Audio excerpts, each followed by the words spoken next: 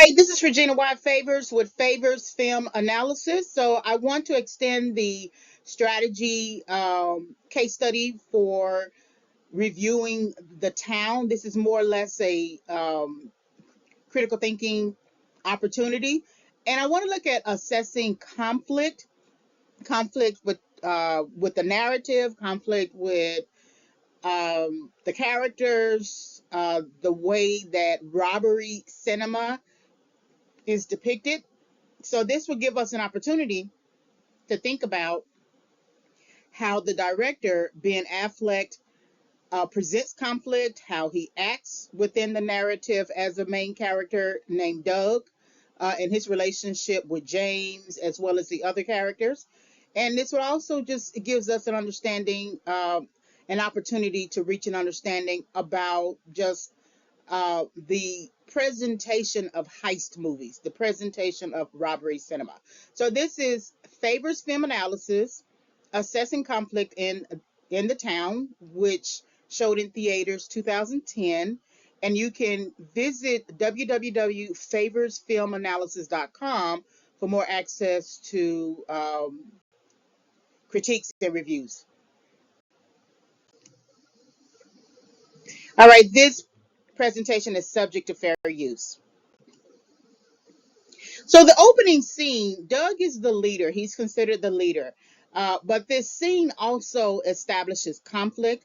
What you see here is Doug initially in voiceover talking about how they are now going to rob a particular bank, and the cash truck um, security people, one is sitting in the truck and the other is coming out, bringing the money and delivering it to the bank. And so what you hear is in voiceover first, and then we get a picture of all the four men in a work truck.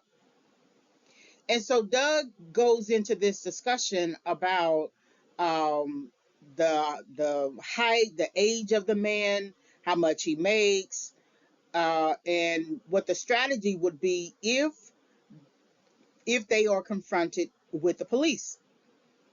The problem here is James is off to his right, and just as Doug says um, that no one has to get hurt, just shoot at the engine of a cop car, James says, well, if he wants to get hurt, we're not going to get in the way for a person who makes $10 an hour, $110 a day. I mean, yeah, $110 a day.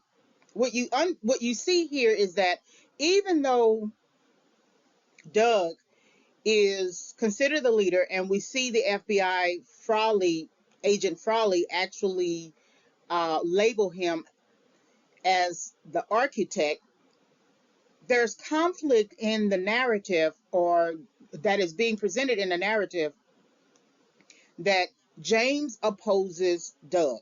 Even if Doug has command of the room, somehow James opposes Doug.